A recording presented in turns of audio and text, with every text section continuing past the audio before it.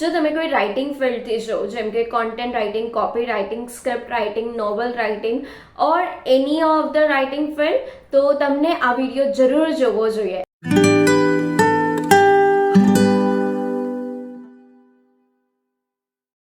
હાય, નમસ્તે, જય Shri Krishna, welcome to Hina Tales. So આજનો વિડીયો, જેમ કે તમે થંબનેલ અને ટાઇટલ પરથી તમને ખબર પડી ગઈ હશે કે વિડીયોનો ટોપિક શું છે, તો પણ હું તમને કહી દઉં કે આજે આવી 9 ટિપ્સ તમારી સાથે શેર કરવાની છું જે તમને રાઇટર બ્લોકમાંથી બહાર નીકળવામાં મદદ કરશે, જેના અલગ અલગ ઘણા ફાયદા છે. બહુ ઇઝી સ્ટેપ્સ છે, તો તમે રોજિંદા જીવનમાં પણ ફોલો કરી શકો છો. તો મેક શ્યોર વિડીયો એન્ડ સુધી જોવાનું ભૂલતા નહીં, અને ગમ્યો હોય તો તમારા રાઇટર ફ્રેન્ડ સાથે શેર કરવાનું પણ ભૂલતા નહીં. ફક્ત રાઇટિંગ ફિલ્ડવાળાએ જ નહીં, પણ બધી જ ફિલ્ડના લોકોએ આ નોટિસ કર્યું હશે કે ક્યારેક છે ને તમે બ્લોક થઈ જાઓ, તમે મેન્ટલી બ્લોક થઈ જાઓ, તમને કોઈ વિચાર ના આવે, તમને કંઈ સમજણ ના પડે કે તમને શું કરવું છે, આમાંથી સોલ્યુશન શું છે, આમાંથી બહાર કેવી રીતે નીકળી શકાશે, રાઈટ? તો એવી જ રીતે રાઇટર બ્લોક બી હોય છે કે જ્યાં તમને ઘણા વિચારો તો આવે છે, તો તમે લખી નથી શકતા, કાં પછી તમે લખવા બેસો છો પણ વિચારી નથી શકતા, કોઈ થોટ જ નથી આવતા, કંઈ સૂઝ જ નથી પડતી કે શું લખવું એવી રીતે કરીને. તો બસ આજે જે રાઇટર બ્લોકમાંથી કેવી રીતે નીકળવો એનો રસ્તો હું તમને બતાડવાની છું. સો એની ફર્સ્ટ ટિપ છે કે સ્ટાર્ટ વિથ અ પ્રેયર. જ્યારે પણ તમે લખવા બેસો, કંઈક લખવાનું શરૂ કરવાના હોય, ત્યારે તમે ગણપતિ બાપાને પ્રે કરી શકો છો, કે પછી તમે જે પણ ભગવાનમાં માનતા હોય એને પ્રે કરી શકો છો.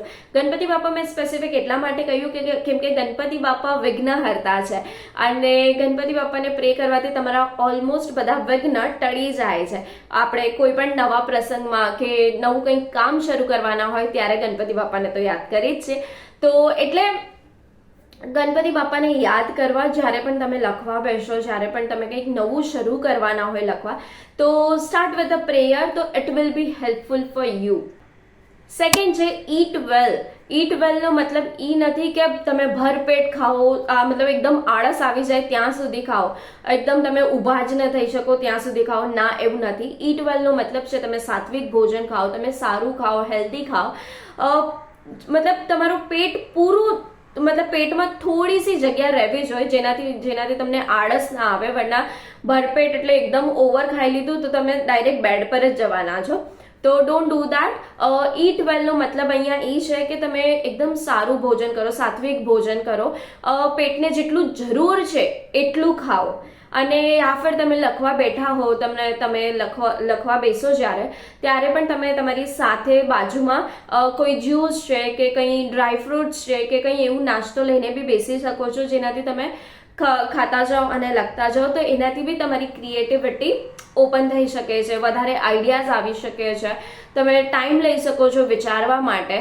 તો ટ્રાય દેટ. ત્રીજું છે કે સ્લીપ ઇફ રિક્વાયર્ડ. આ પર્સનલી મેં પણ એક્સપિરિયન્સ કર્યું છે, અને જ્યારે પણ હું કોપી રાઇટિંગની જોબ કરતી હતી ત્યારે મારા દિમાગમાં જ્યારે થોટ ન આવતા તો હું 10 થી 20 મિનિટનો બ્રેક લઈ લેતી અને સૂઈ જતી, તો ઓટોમેટિકલી દિમાગમાં અલગ અલગ થોટ્સ આવવાનું ચાલુ થઈ જતું. It refresh you. તો ટ્રાય કરો કે જ્યારે તમને બહુ બર્ડન લાગે લખવાનું, કોઈ ક્રિએટિવિટી સૂઝે ના, ત્યારે તમે એક 10 થી 20 મિનિટનો એક પાવર નેપ લઈ લો, જ્યાં તમને ઓટોમેટિકલી તમારા દિમાગમાં થોટ્સ આવવાનું ચાલુ થઈ જશે. તો આ બહુ હેલ્પફુલ અને સ્ટ્રોંગ ટિપ છે, બિકોઝ પર્સનલી મેં પણ આ એક્સપિરિયન્સ કરી છે. ઘણી વખત તો રાતના 3-4 વાગે અચાનકથી મારા દિમાગમાં કોઈ કન્ટેન્ટ યાદ આવી જાય, કોઈ બ્લોગ યાદ આવી જાય બ્લોગ, અને હું ફટાકથી બુક પેન લઈને ઉઠીને લખવા લાગું, કેમ કે એ થોટ પછી તમને બીજી વખત ના આવે. તો યુ કેન ટ્રાય દેટ. ચોથું છે રીડ. જ્યારે પણ તમારા શબ્દો, તમારા વિચારો સીમિત થઈ જાય ત્યારે તમને કંઈક નવું વાંચવું જોઈએ, જેનાથી તમને નવા આઈડિયાઝ આવશે. અને આ એવી રીતે કહી શકી કે તમારી ગાડી જતી હોય અને ફ્યુલ ખતમ થઈ જાય તો તમે કેવી રીતે ફ્યુલ ભરાવો છો, બસ એવી જ રીતે તમને આ ગાડીમાં ફ્યુલ ભરવાની છે વાંચીને. તો તમે વાંચવાથી નવા આઈડિયાઝ ક્રિએટ થશે. કંઈક લખ્યું હશે એનાથી તમે ડિસઅગ્રી યા તમારો બીજો ઓપિનિયન હશે તો બી તમે એના પર લખી શકશો. તમને વાંચવાથી ઘણા બધા આઈડિયાઝ આવે છે, નવા આઈડિયાઝ ક્રિએટ થાય છે. તો you should read that at that time. પાંચમું છે just right without thinking.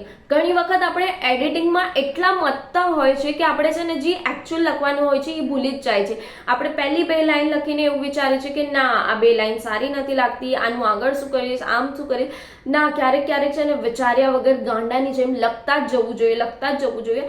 Editing તમે 2 દિવસ પછી કરી શકો છો, 4 દિવસ પછી કરી શકો છો, જ્યારે મન થાય ત્યારે કરી શકો છો.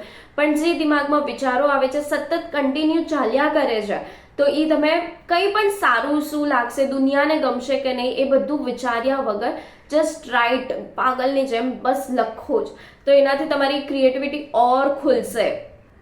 6 એ એવી ટિપ છે જે હું મારા મોસ્ટ ઓફ ધ વિડીયોમાં કહેતી હોઉં છું કે ગો ફોર અ વોક. આ એક એવી થેરેપી છે, એક એવી ટિપ્સ છે જે હર કોઈ રિકમેન્ડ કરે છે તમને કે ગો ફોર અ વોક. જ્યારે જેટલું ચાલો છો તમે એટલું તમે પોતાની જાતને મળતા જાઓ છો અને પોતાના વિચારો ક્લિયર થતા જાય છે, તમે એક કન્ક્લુઝન પર પહોંચો છો.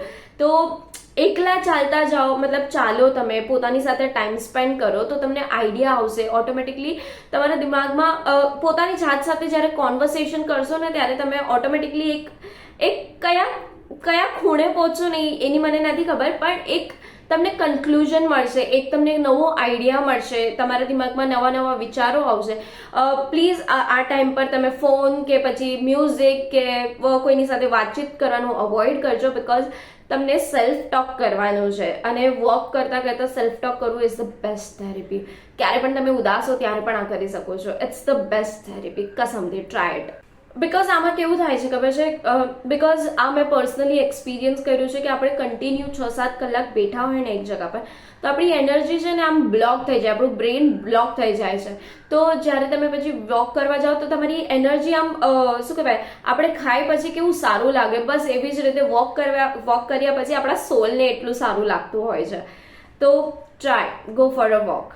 7th છે કે ટોક ટુ સમવન, બીટ તમારી વાઈફ છે, હસબન્ડ છે, સ્ટ્રેન્જર છે, કોઈ અનનોન વ્યક્તિ છે, તમારું ફેમિલી મેમ્બર છે, ફ્રેન્ડ્સ છે, કોઈની બી સાથે, નાનું બાળક છે, કોઈની બી સાથે તમે વાત કરો, કોઈ સ્પેસિફિક લાઇન કહો યા કોઈ કોન્વર્સેશન કરો. જરૂરી નથી કે તમે રાઇટિંગ રિલેટેડ જ કોઈ વ્યક્તિ સાથે વાત કરો, કોઈ પણ રેન્ડમ ટોપિક પર વાત કરી શકો છો, કોઈ હસી મજાક કરી શકો છો, જોક પાસ કરી શકો છો, કે કોઈ ડેડિકેટ લાઇન્સ પોતાના પાર્ટનરને કહી શકો છો. કંઈ પણ તમે એવું કોન્વર્સેશન કરો જેનાથી તમને ખુશી થાય, તમને મજા આવે, તો એનાથી તમે રિફ્રેશ થશો અને આ ટિપ તમને હેલ્પ કરશે તમારા રાઇટિંગ, ઇનડાયરેક્ટ વેમાં તમને હેલ્પ કરશે તમારા રાઇટિંગમાં.